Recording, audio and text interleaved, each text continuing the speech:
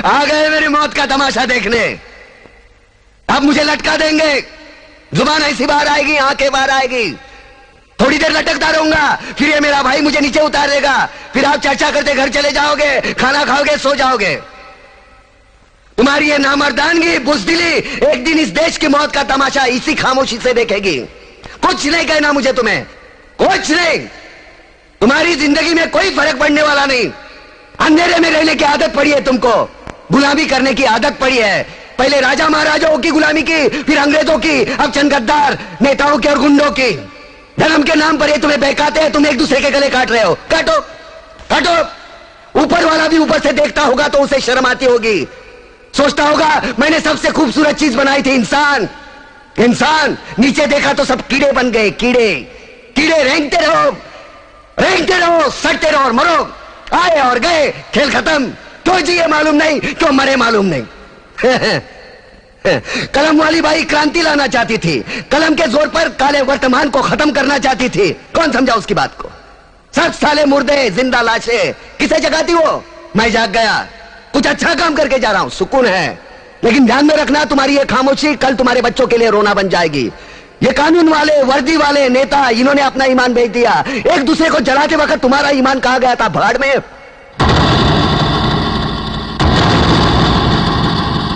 ये पिस्सू जैसा हमारा पड़ोसी मुल्क आने वाले कल में शायद अपने आप को दुनिया के नक्शे पर देख नहीं पाएगा। एक बात भूल रहा है, उनके घर में जो रोटी बनती है ना, उसका आटा भी विदेशी चक्की से पीस के आता है। साले अपने खुद के देश में सुई नहीं बना सकते और हमारे देश को तोड़ने का सपना देखते हैं। वो ये सपना देख सकते हैं क्योंकि उन्हें मालूम है ये मुर्दों का देश है। वतन के लिए किसी को कोई हमदर्दी नहीं है। इसे तोड़ना बिल्कुल आसान है। मैं हिंदू, मैं मुसलमान, मैं सिख, मैं फलाना, मैं ढिमका। एक लाठी को तो कोई भी तोड़ सकता है, लेकिन लाठी के भारे को तोड़ना मुश्किल है। मैंने बचपन में पढ़ा था, स्कूल में, तीसरी में। मैं क्यों समझा रहा हूं तुमको? क्यों समझा रहा हूं? पागल हूं मैं? भूसा भरा पड़ा है मेरे दिमाग में। क्यों बातें कर रहा हूं इन पत्थरों से? हंसो हंसो, खुशियां मनाओ। क्रांति की राह पर एक और कुत्ते की मौत मरने जा रहा है, कल कोई और मरेगा। हमें क्या? हाँ? हम इसी तरह जीते रहेंगे, है ना? जियो भाई जियो, जैसे चाहिए वैसे जियो। मैं हिजड़े की जिंदगी जीना नहीं चाहता। ए ला, चल चल ला।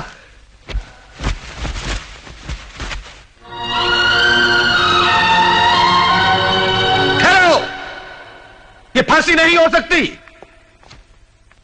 उन देशद्रोहियों के खिलाफ जो सरकार को सबूत मिले हैं, उससे साबित होता है कि प्रताप ने उनको मारकर देश का उद्धार किया है। इसलिए भारत के राष्ट्रपति ने उसकी सजा माफ कर दी है। ये रहे उसके कागजात।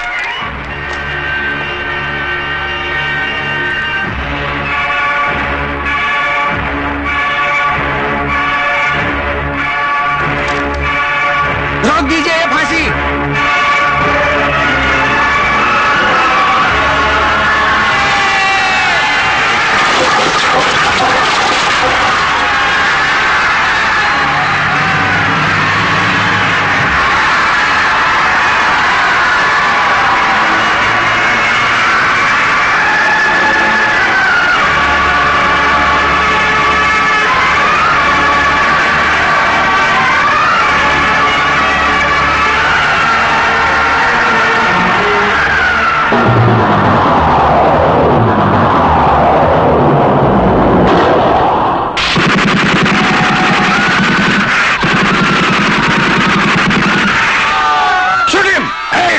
कमिश्नर, लाशों के ढेर बिछा दूंगा अगर हमारे बीच में आया तो।